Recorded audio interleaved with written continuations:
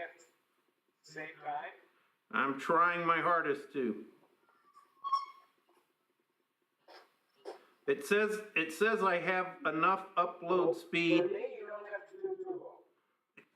Okay, it says I have enough upload speed to be simultaneously uploading several videos.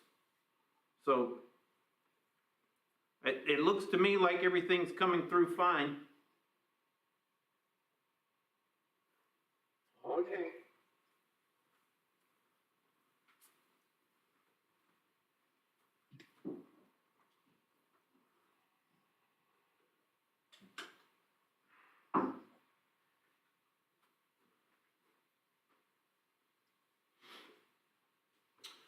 But I had a devil of a time this morning trying to keep the video equipment working. It was weird. It was a completely different problem. It's like the computer didn't want to recognize that the video camera was there. So all I had was a black screen. And it could be that it's just the processor on this laptop is not equipped to handle this, so that it becomes somewhat bogged down. I don't know what the issue is, but it took me about 2 hours to get it to recognize the camera this morning. And once it did, it was fine, but I don't know why it wasn't. But anyhow, I got it. I finally got it recognized at about 8:30. I mean, they're so old. Yeah. There's that deer calculation program that I use. I think it was written. And it seems to be everything's up. Error. YouTube is not receiving enough to maintain smooth streaming. It's a very, very good deer calculation program. You can take me out. You want to go to YouTube. Okay. Well, that doesn't make sense. I had great, just a moment ago, I had great reception. About $75,000.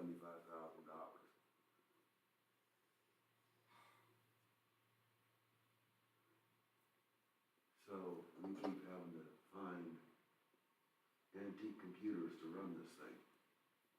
It says the stream is healthy and Rather old computers. I don't understand. I'm just sitting there. How old do they need to be? I don't know, it's a DOS-based program. Yeah. So computers running it about 15 years ago. Yeah,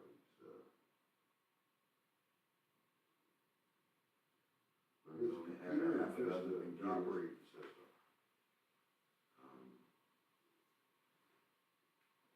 It was probably about 15 years ago. Okay, looks like everything's fine. The newer computers that they were getting in would run it. So hopefully you'll be able to hear me from where I'm gonna be and where you're gonna be. Well, I heard of a program. So far, so good. Okay.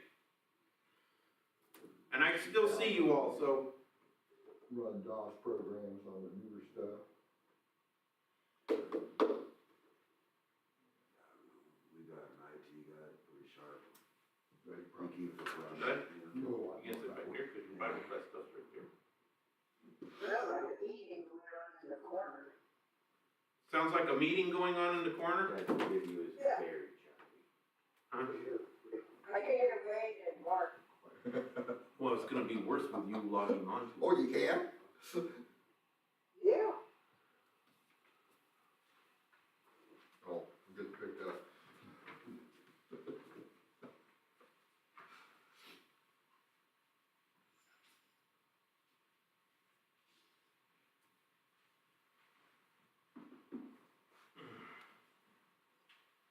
Okay, we are in John chapter 18.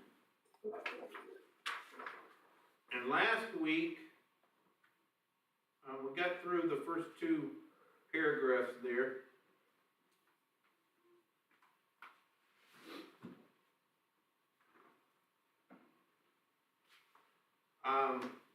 So this is Jesus being arrested there in the Garden of Gethsemane. And I'm going to pick it up at verses 10 through 12. Then Simon Peter, having a sword, drew it, and struck the high priest's servant and cut off his right ear. The servant's name was Malchus. So Jesus said to Peter, "Put your sword into its sheath. Shall I not drink the cup that the Father has given me?" So the band of soldiers and their captain and the officers of the Jews arrested Jesus and bound him. First question, why was Peter's response the wrong response? Well, you can talk about this on a couple of different levels. The first reason it was the wrong thing, well, let me ask you this. How might it be understood to be the right thing to do under a certain circumstance? Self-defense. Self-defense, right? That wouldn't have been a problem. And probably in Peter's mind, that's how he could justify it. But Jesus does rebuke Peter, not for the self-defense, but for a different reason altogether. Which is? Interfering with God's Divine plan. order. Okay, divine order. What did you say there, Ann? Interfering with God's plan. Same answer. Interfering with God's plan. Jesus had already told his disciples what was going to happen that very night. He laid it all out for them, and more than that, he laid it out as this is part of God's plan to rescue the world from sin, death, and the devil. And so Peter here is acting in a form of self-defense, but Jesus rebukes him, and he says, "Shall I not drink the cup the Father has given me?" Which is interesting because he just got finished praying 3 times, right? "If it is possible, let this cup pass from me. Nevertheless, not as I will, but as you will." And he already has the answer. And the answer is, no, you're going to drink it. It isn't possible. What I'm accomplishing isn't possible any other way than for you to drink this cup, which is an interesting analogy, or metaphor, I suppose, to drink the cup. It is the same image that is used elsewhere in Scripture that refers to God's judgment. When some are drinking the cup, or God allows their cup to be filled to the brim, as it is in the book of Revelation. They fill up for themselves. Well, that's not in Revelation. Where is that? I think that's in one of Paul's letters to the Thessalonians, I think, where God allows people to fill up their cup of judgment. And so that's how we can understand it. The cup that Jesus is drinking is the cup of God's judgment and wrath against sin. And it's a bitter cup, but it's one that Jesus has to drink for us. There's another interesting thing. You have in parentheses there, the servant's name was Malchus. Why do we need to know that? I guess it's a testimony that this really happened. Right.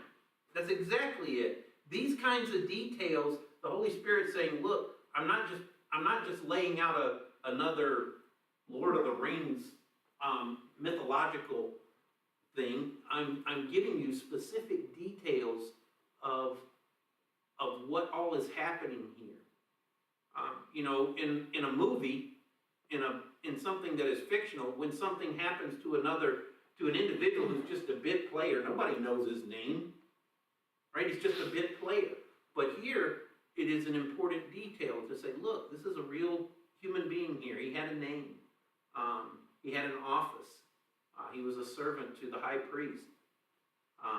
And his name is Malchus. Now, some have surmised that it's possible that this Malchus later became a believer, especially Jesus picks up his ear and heals it,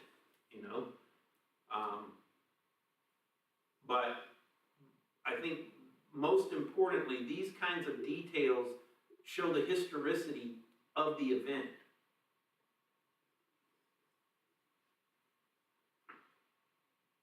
How does Jesus' rebuke of Peter demonstrate that that was the reason it was the wrong response? Well, because this is what the Father gave him to do. It's like Wade said, it's interfering with the divine order.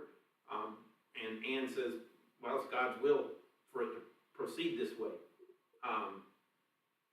And that's what Jesus' response is. Shall I not? And here, the Greek, this expects a yes answer. This is one of those questions that expects a yes answer. Jesus says, shall I not drink the cup the Father has given me? And the answer is yes, I shall.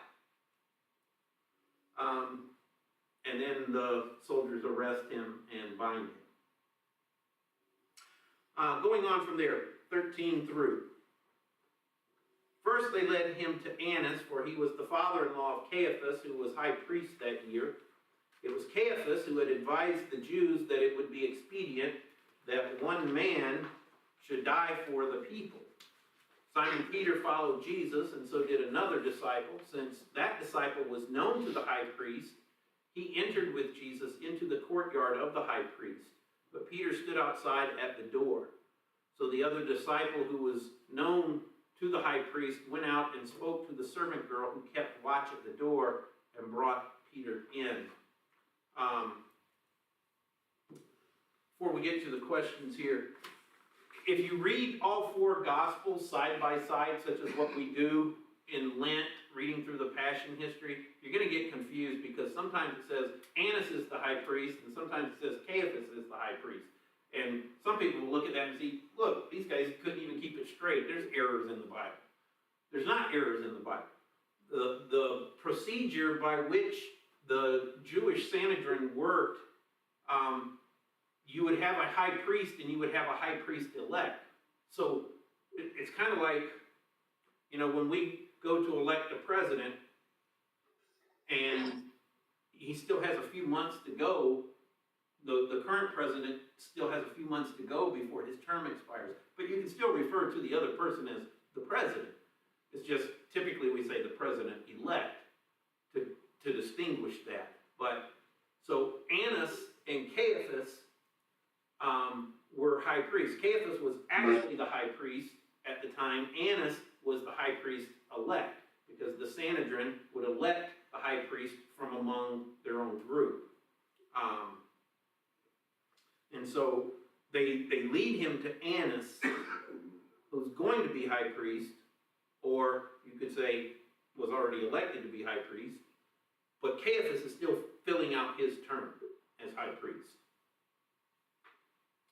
So why would the mob initially lead Jesus to Annas?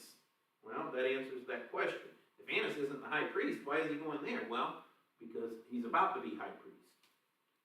What information does John provide about Caiaphas? Well, Caiaphas was the high priest, but it's also Caiaphas, this is the one that stood up in the Sanhedrin when the Sanhedrin was bickering about what to do with Jesus, and he's the one that came up with that prophecy that actually he didn't come up with it, right? We were told that he prophesied by the Spirit, that is expedient or beneficial that one man should die for the people rather than the whole nation perish. And that was a prophecy, which is interesting if you have an unbeliever giving a prophecy. And that shouldn't surprise you because it happened back in the Old Testament too, didn't it? Remember Balaam and Balak, where Balak hired Balaam to come and pronounce a curse on the children of Israel. And Balaam wanted to go because there was going to be some good money in it. And God told him not to go, but he still went anyways. And God did allow Balaam to go ahead and prophesy, but in the process, the prophecy that Balaam intended to be a curse, God turned into a blessing. And Balak, who had hired Balaam, got upset about it. And Balaam said, what am I going to do? God's the one that actually controlled this. So also we have here now Caiaphas, by the Spirit, giving a truthful prophecy, even though it wasn't the way he intended it.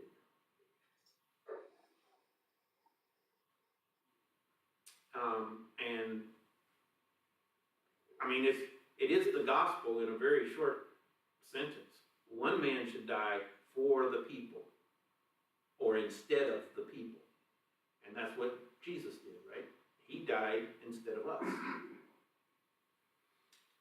So now we got Peter following Jesus, and so did another disciple. And we're given a little bit of detail about this disciple. This disciple was known to the high priest.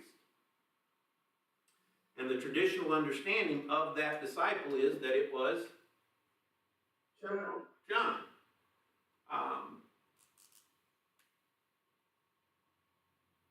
Now, what I'm about to say, and I've talked about this before, it doesn't contradict any scripture, because scripture never tells us who this other disciple is. It is something that the church has traditionally said, oh, this must be John. But I personally think it's not John. I personally think it's a reference to Lazarus. And there's reasons for that. First of all, the Greek word there, another, actually means of a different group, or of a different type. This isn't the typical word. When there's another Greek word that would be translated other, the other disciple, that would just mean not this one, not this one. But this word refers to something separate. Now, the other thing is, this phrase, another disciple, is continually used in reference to some individual that had something unique about him. For example, it's the same phrase that's used when Peter and Jesus have that conversation after Easter. And Peter's saying, okay, what about this other disciple? What's going to happen to him? And Jesus says, hey, if I want him to remain alive or to keep on living until I return, what is that to you? But there's more to it than that. How about this? That disciple, that other one, he was known to the high priest. Now you got to keep a map of the area in mind. Here you have, up here by the Sea of Galilee is the little town, or the city of Capernaum, right on the Sea of Galilee. And do you know who lived here in Capernaum? Not Jesus, right? Jesus grew up in Nazareth, which is right here. Peter, James, Andrew, John. Because what were they? Fishers. They were fishermen. If they were on the Sea of Galilee when Jesus called them away from being fishermen to be his disciples. Now you got the city of Jerusalem, roughly right here. And 2 miles outside of Jerusalem, you got this little town called Bethany. You know who lived in Bethany? Lazarus lived in Bethany. And Lazarus, one of the things we're told about him when he died is that all the people came to the tomb. There were very many people. Where were they coming from? Well, they were coming from Jerusalem. He was apparently a prominent individual. There were very many people there. Now the question is, why would this little fisherman from Capernaum, who's been traveling with Jesus all over the place, up and back, and yeah, maybe they have some acquaintance, why would he be known to the high priest but not Peter? Why would, well, I mean, there's any number of reasons you could give for it, but this isn't the only reason why I bring this up. There's still more details, and we'll come to those as we come to them, but this particular individual knew the high priest. They had a person. This is the Greek word here for know, is a relationship. They were known to each other. They not just he knew his name, he knew his name. They knew each other. They had a relationship. So this other disciple was able to go in, and later on he turned around and talked to the servant and said, hey, go ahead and let this guy in too. That just doesn't quite fit what we know of the disciple known as John. So let me go back to why I believe it's Lazarus, because this other disciple is also periodically from this point on referred to as that disciple that Jesus loved. And that phrase does not come up in the book of John until Mary and Martha send word to Jesus when he's up in Galilee, Lord, the one whom you love is sick. And then after that, we run into that phrase several times. And it's always referring to this other disciple. Now, why not name him? I don't know. Some people say they don't name John. John isn't named because he's trying to remain anonymous, except his name is used a few times in the Gospel of John before you get to this incident with Lazarus. So, is it possible that there was a whole different disciple altogether? it's possible that it was someone else altogether, but there's other little things that make me think it's Lazarus. For example, on Easter Sunday, you got Peter and that other disciple running to the tomb, and the other disciple gets there first but doesn't go in. And he sees the thing that he focuses his attention on is his grave clothes. The grave clothes that are folded neatly. Which is interesting because one of the details about Lazarus is he comes out and he's still wrapped in the grave clothes. And Jesus says, let him loose. Some people say, well, that's coincidental. It is coincidental. I think there's just a lot of coincidentals here. How about Jesus on the cross? And he looks and he sees his mother. And he says, he then tells that other disciple, behold your mother, and woman, behold your son. And we're told that at that very hour, he took her to his own home. That wouldn't be possible if he's talking about John. John lives in Capernaum. Pastor, Yes. so John 13:23, if that follows, then Lazarus is at the Last Supper. Right. But there were others besides the 12 disciples at the Last Supper.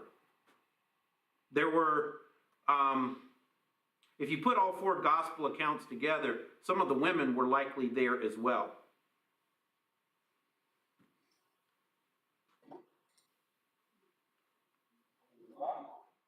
Yeah.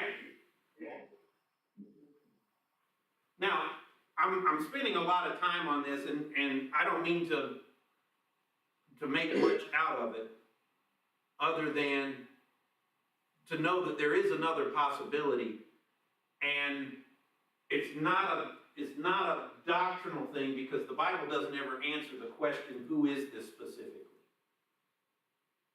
So it's not like, if you say, I believe it's John, I can't say, well, that's not what the Bible teaches. And if I say, I believe it's Lazarus, you can't say, well, that's not what the Bible teaches. But but some of the details are just interesting. And then, again, that conversation that Jesus ends up having with Peter about this other disciple, what's going to happen to him, and Jesus says, if I want him to keep on living until I return, what is that to you? That seems like such a strange statement about John, but it kind of makes some sense about Peter, or about Lazarus, doesn't it? Lazarus was already dead, now he's raised from the dead. I can well imagine Peter saying, okay, Lord, what's going to happen to him now? Is he going to die again? And because he just got finished telling Peter, you know, you're going to die at some point. You're going to be led to where you don't want to go. And then Peter wonders, well, what about this other guy? What's going to happen to him? That's hard to imagine that that's a question that he has for John. But you can come up with an explanation for it, I suppose. John, for example, is specifically named in the gospel when it comes to Jesus taking the three disciples up onto the Mount of Transfiguration. He doesn't say, and he took with him Peter and James and that other disciple. So the argument that John wrote this and he's just being anonymous here doesn't quite stand to the rest of the gospel. Anyhow, we'll come up to a few more of these details and I'll bring it up again later.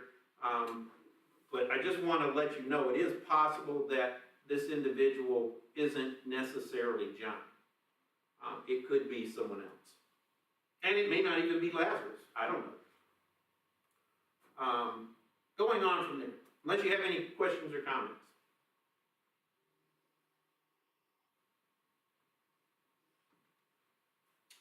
Okay, going on to verses 17 and 18. The servant girl at the door said to Peter, you also are not one of this man's disciples, are you?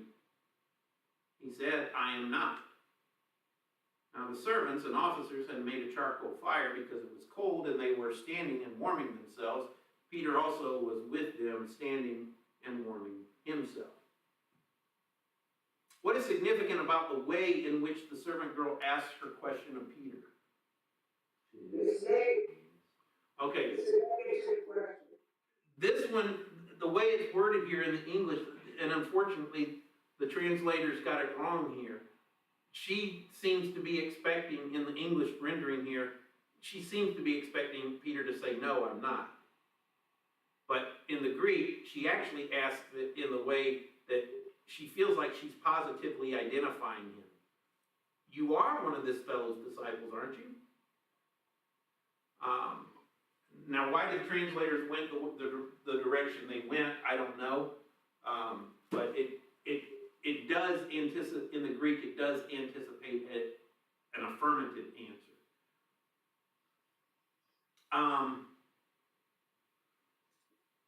Why is it important to note Peter's activity at this point?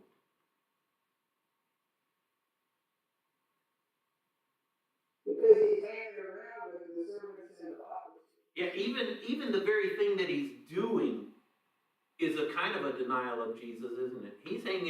He's over here like he's just some nonchalant, innocent person, and he's just joining in with the crowd to kind of conceal his own identity and his reason for being there. Of course, in his heart, he wanted to be there to see what would happen to Jesus. But also in his heart, he didn't want anybody else to know he was there to see what happened to Jesus.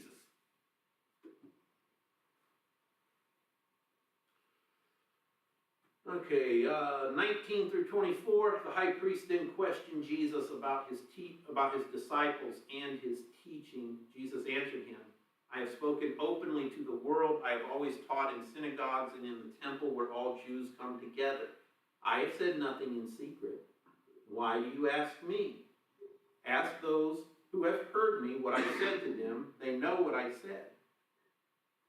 When he had said these things, one of the officers standing by struck Jesus with his hand, saying, Is that how you answer the high priest? Jesus answered him, if what I have said is wrong, bear witness about the wrong. But if what I said is right, why do you strike me? Annas then sent him bound to Caiaphas, the high priest. Okay, here you have one of those, what seems like a contradiction, right? One of the people strikes Jesus, one of the officers, saying, is that how you answer the high priest? He's talking about Annas. But then Annas sends him to Caiaphas, the high priest. That's not a contradiction. It's just, you just got to understand the circumstances. But, so the question is, who questioned Jesus and how do we resolve it? Well, I just did that. You got verse 13, you got 19, you got 24. The high priest questions Jesus. Wait a minute, I thought he was at Annas' house. He is. That's who's questioning him here. But Annas then sends him on to Caiaphas, who is the high priest. We get it. Now, the question is, what point is Jesus making in the answer he gave? So Annas asked him about his disciples and about his teaching. And Jesus' response is, look, I talked openly. Why are you asking me? What's the point of his response? He's pointing out that he did things in an open way, and they're conducting their questioning in secret. Okay, that's part of it. But there's even something legal going on here.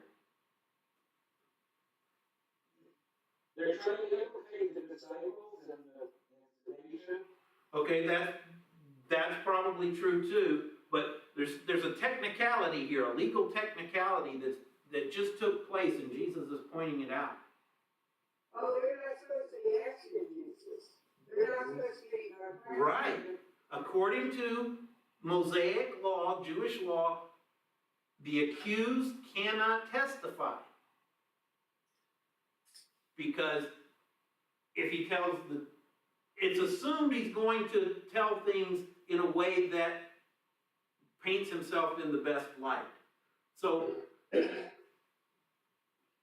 it's a false accusation, he can't be believed. If it's a true accusation, he still can't be believed. So he's not supposed to be questioned, and that's why the Mosaic law says it's by the mouth of 2 or 3 witnesses that every word shall be established. Not by the testimony of the accused. So it was against the Jewish law to actually question the defendant. And Jesus says, why are you questioning me? I'm not the one you're supposed to be questioning. But there's also behind it exactly what Ann was talking about. You guys are doing this in secret. I'm the one who talked openly. And you know, it's interesting because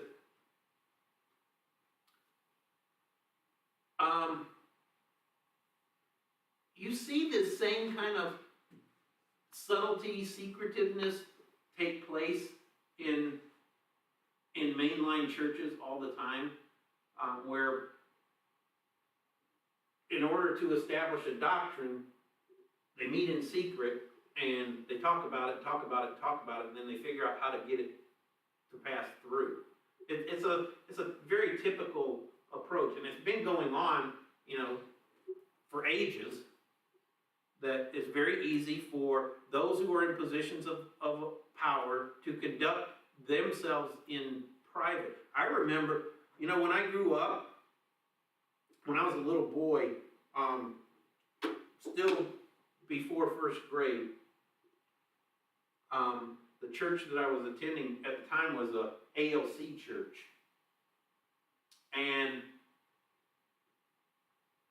the Sunday school material that they were giving us, I didn't know about this until my mom told me years later, but the Sunday school material that they were providing the children was not the same stuff that the adults learned when they were children. For example, creation. So they were handing us Sunday school material that was saying, there's some question about whether this was actually it all occurred in 6 days, or if it was over the course of many, many years and God started a process. This may just be kind of descriptive picture language instead of how it actually happened. But they weren't telling the adults that.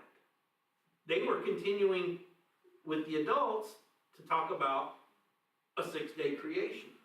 So they were trying to bring up a generation of kids who didn't believe what the Bible said about creation. That was one of the reasons my mom had to leave, or did leave that church, and then joined a CLC church, but there are others besides that. But it's just one of the things. You know, churches do operate that way, and I've heard people say, well, you can't, you know, even though we know this, you can't tell the people that because they think this. And they get this secretive process. And it's so nice to belong to a church body where you just don't have that. You know, there's nothing secretive in the CLC. Not to say that it can't ever get that way, but, you know, I've heard people talk about politicking that goes on in other church bodies. You know, I know, you know, at least a couple of different Lutheran church bodies where people run for the office of president in the church body. And it becomes kind of politically motivated sometimes. And you don't have that in ours. It just, you show up at convention and some names are written down and you cast a ballot, and the people who end up on the nomination list, they don't say a word about, I've never heard anyone say, yes, I think I should be president. I want to really serve you guys.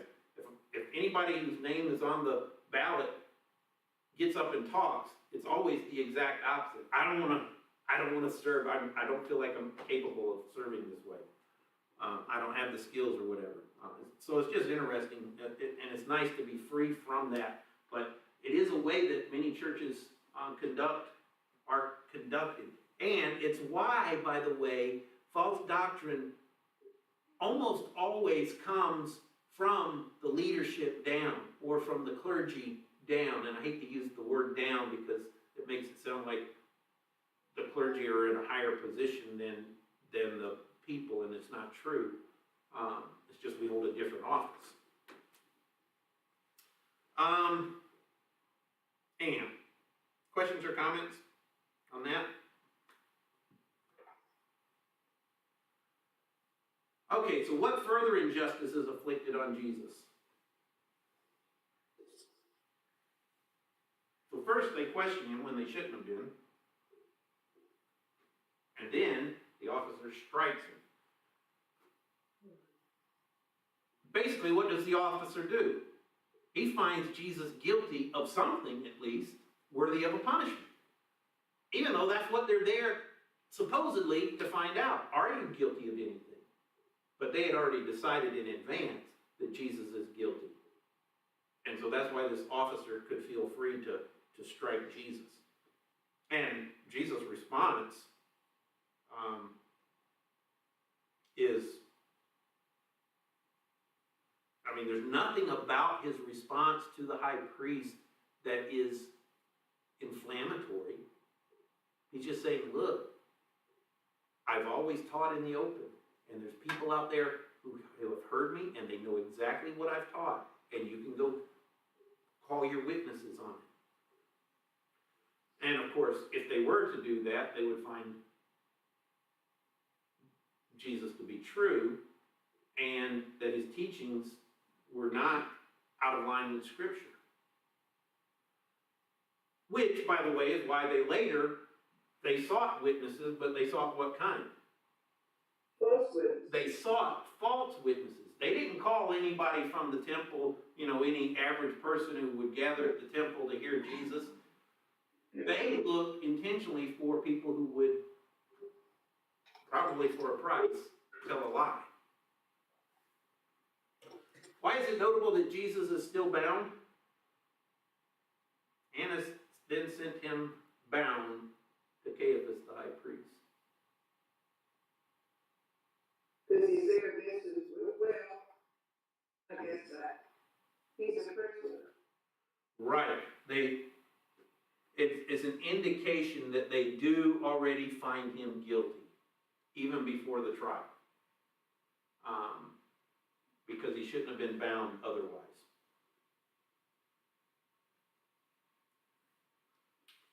right, verses 25 and following. Now Simon Peter was standing and warming himself, so they said to him, "You also are not one of his disciples, are you?" He denied it and said, "I am not." One of the servants of the high priest, a relative of the man whose ear Peter had cut off, asked, "Did I not see you in the garden with him?" Peter again denied it, and at once a rooster crowed. So here you have the questions again. Now, it's interesting, the second question in this section, they got correct because he asked it in a way that demonstrates he's expecting a yes answer. But the first question in this section does the same thing, so they mistranslated that too. You also are not one of his disciples, are you? That seems to indicate they want a no answer. But these people are certain that Peter is one of Jesus' disciples in their own minds. And so you even have this guy who's a relative of Malchus, who was apparently also there with Malchus in the Garden of Gethsemane, saying, "Hey, I did see you there, didn't I? And how could you not? I mean, this is the guy that drew his sword and cut off your relative's ear."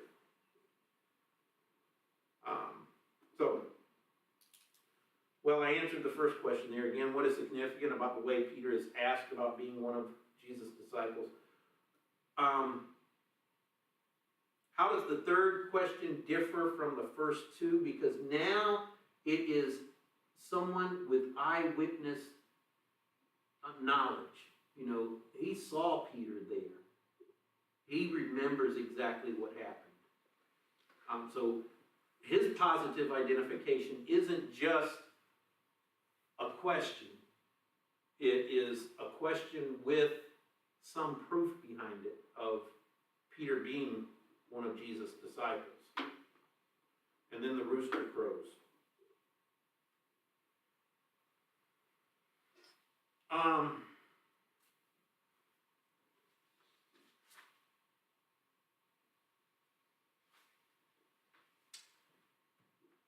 Now here we don't have the detail about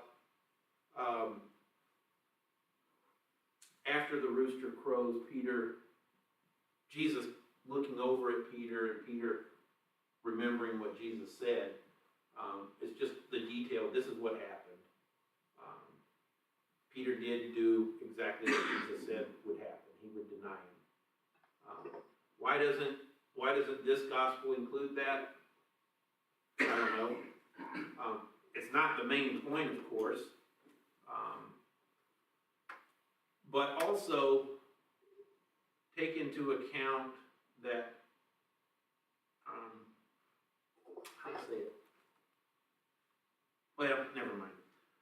It's just some of the Gospels bring more or different details in than other Gospels do, but the whole thing together presents to us a fairly full description of things that took place. I'll just finish up 28 through 32 here. Then they led Jesus from the house of Caiaphas to the governor's headquarters. So notice what's all absent here. There's this whole absent part about Caiaphas questioning Jesus.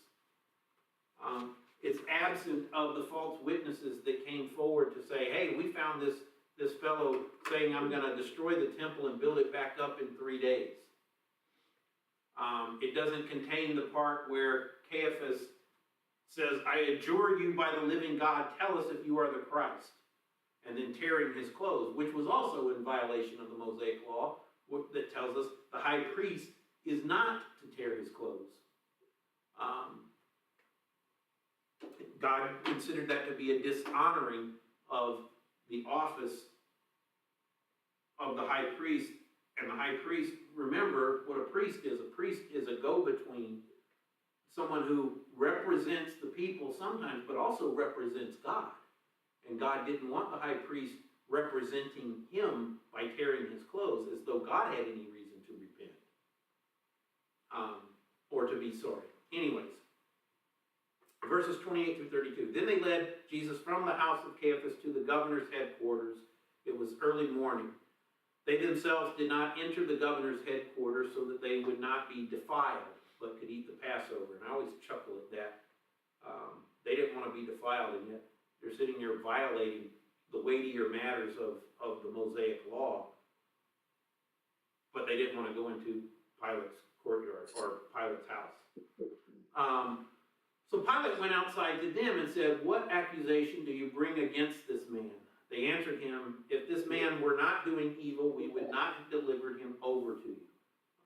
Pilate said to them, "Take him yourselves and judge him by your own law." The Jews said to him, "It is not lawful for us to put anyone to death." This was to fulfill the word that Jesus had spoken, to show by what kind of death he was going to die. Why is it significant that it was early morning when they led Jesus to the governor's headquarters? My understanding that you can't do any, the Jewish custom, you couldn't do any trials at night. Right. Back in the day. And so this tells you that everything that took place from the arrest to taking them to Pilate all took place in the dark, in the midnight hours. And that was against Jewish law. Trials were supposed to be done in the open during the day. And not only that, there's more than that. After a trial took place and the people voted, remember, the Sanhedrin was supposed to vote on his guilt or innocence, and then they were supposed to leave and come back the next day and vote again. And anybody who voted to acquit could not change his vote, but only the people who voted to find him guilty could change their vote. And what you have is all of that being set aside. They've already determined him to be guilty through this midnight trial, and they're already determined he needs to die, so they take him to Pontius Pilate. Wasn't one of the senators supposed to be a representative of Jesus, and therefore there could not be a unanimous? Right, that was another thing, which is interesting. Somebody had to take his side. Somebody had to stand up to defend him, and nobody did. They all found him to be deserving of death.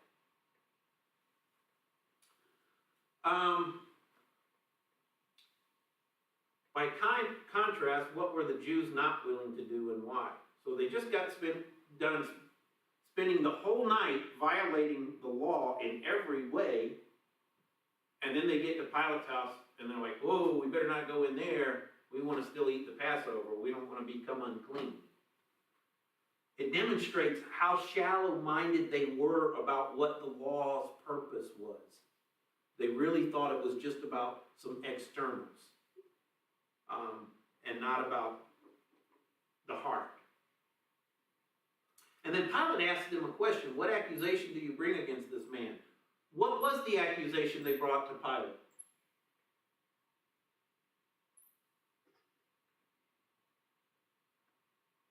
And the answer is nothing. They didn't. Now they made up one later on, right? Later on they bring up, well, he's stirring up the people, he claims to be a king, but up front, that's not what they did. Up front, they kind of sidestep Pilate's question and say, "Look, don't worry, we've already found him guilty, you don't have to bother." And Pilate understood that that was an attempt to sidestep his authority. And he says, "Okay, if that's the way you're going to play it, then you take him and you go judge him according to your own law." But he knew what they were up to.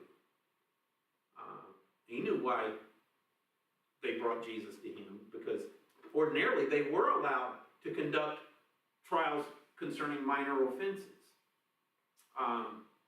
It's just when it came to the death penalty, they were not granted that authority by the Roman government that had become their occupiers.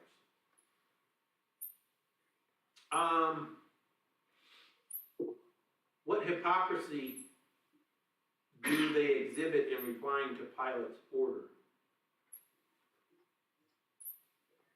"It is not lawful for us to put anyone to death." That's their reply. Oh yeah, well you tried it a couple of times already, right? There were other times they picked up stones to kill Jesus.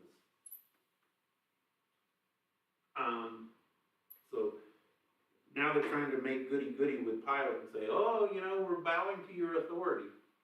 That's not what they've been doing. And then this was to fulfill the word that Jesus had spoken, to show by what kind of death he was going to die. And we've kind of talked about this before, divine prophecy and man's actions. Which one is which? Is it God looking ahead and seeing what man is going to do? And then thereby he talks about it from a human perspective that would be looking into the future? Or is it that God is determining how it's going to go and he brings things about to that end? And I think that is the right way to think about it. That God has a plan laid out and he does bring about things, events and circumstances, so as to accomplish his will, which is perfect and good. Including this being crucified on a cross. And,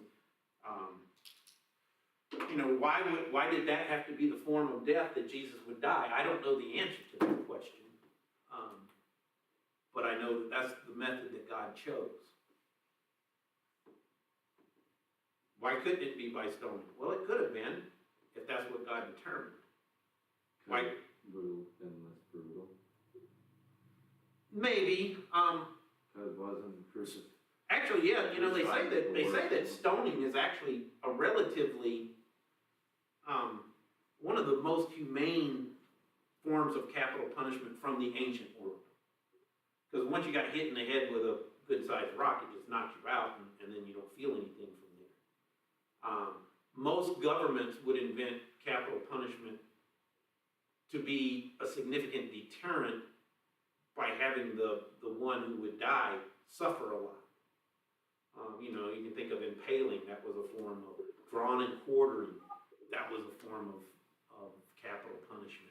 There's all kinds of things that would happen, that all kinds of brutal forms of capital punishment that were invented.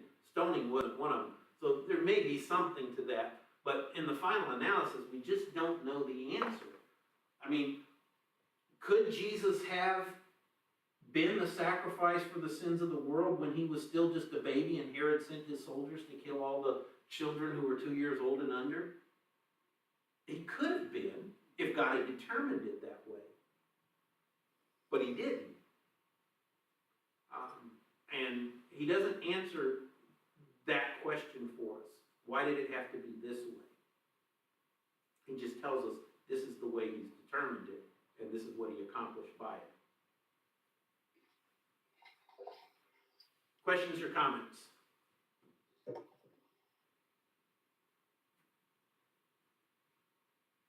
All right, we'll stop there and finish it up next week. I think we're supposed to have the prospectus in hand before next Sunday. So I'll try to finish up chapter 18 here rather quickly and then get into the prospectus so that we can discuss some of the matters coming up in convention.